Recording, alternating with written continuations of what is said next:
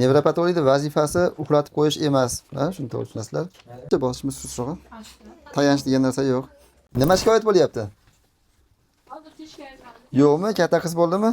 Injililar yo'q, uyqularimiz yaxshi, kayfiyat yaxshi. Nevropatologda vazifasi uxlatib qo'yish emas. Ha, shuni to'g'ri tushunasizlar.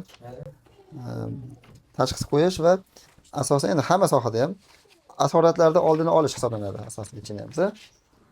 Xursand bo'lib aytyapman, xudo xolasa mana asoratsiz chiqib ketyapti holatda.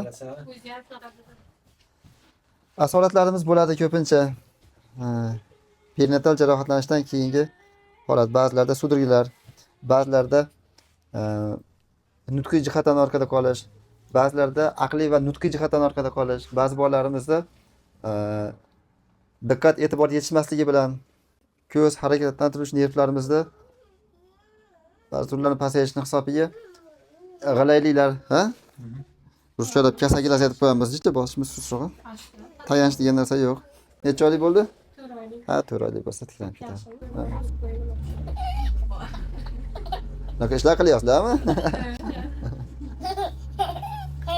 Qitig'i bor ekan tizzasizlarmi? Marhamat. Xursandman holatlaringdan. Rahmat. Shu bilan 3 oylik ko'rishamiz. Sizlarga rahmat.